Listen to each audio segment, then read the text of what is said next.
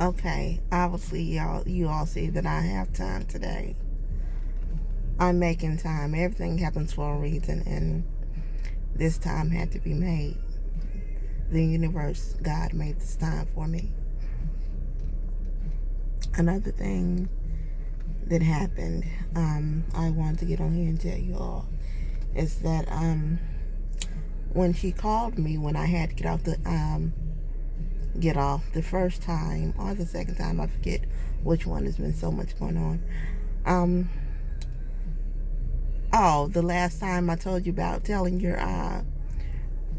parents no, and kind of demanding, and you have to be assertive, like you're the parent and they become the child. In a sense, she didn't want to take her medicine. None of it. I had to kind of demand and plead that she takes her medication, because these are medications that she has to take, that she needs to take. Some she may be able to get by with for a day. Some she cannot. She has to take them. Every time the paramedics have been out here for the last past, because of anxiety, a situation like the situation I just told you all about, he thought that I was my sister. And then another time she thought that we lived on an island surrounded by water. But that's only because she doesn't go outside a lot.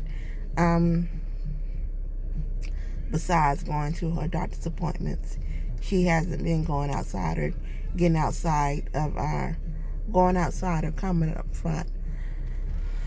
So, she thought that we were surrounded by water. If you always stand in your room, and you barely come outside your home, you barely come outside the room in your home.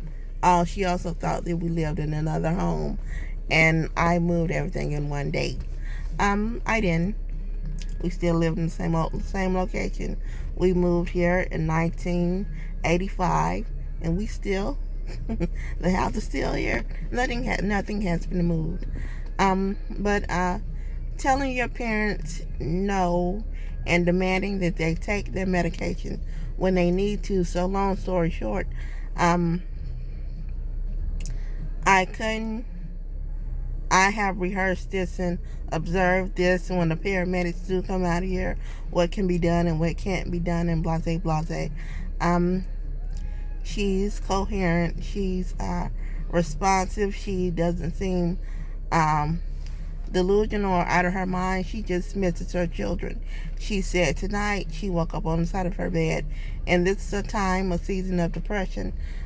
She sat up on the side of her bed, and said, "I cannot believe I'm going through this. I just cannot believe I'm going through this. I am a mother of 4 girls. I have raised 4 girls, and I have lost 2 girls, and I have nobody. Nobody is here." And I'm like, Mama, I'm here. I know you're here, girl. I know who you. So she knows who I am. She knows that I am Yolanda. She knows that I am Yolanda.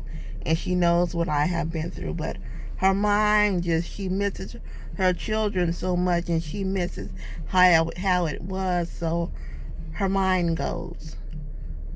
One minute she's here, one minute she might click, and her mind might click and something else, but then it'll click back and she'll know, but she wants to.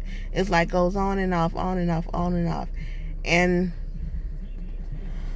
doctors don't know how to the doctor at the hospital, when she was in hospital, said it was signs of delusion.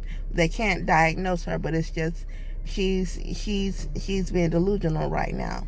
But even in the hospital, she knew her name. She knew what day. She knew what year it was. She knew who the president was. She knew who the president used to be. She knew who her children was. She knew where she lived. She knew her date of birth. So nothing was off. But she didn't want to be at the hospital. She wanted me to somehow, some way, she wanted to be at the hospital so bad. She wanted me to drive her truck up to the hospital. I don't know how I was going to get up there because she wanted me to come drive her truck, back her truck up to and we're on the 7th and 8th floor. She wanted me to back her truck up to the 7th, 8th floor.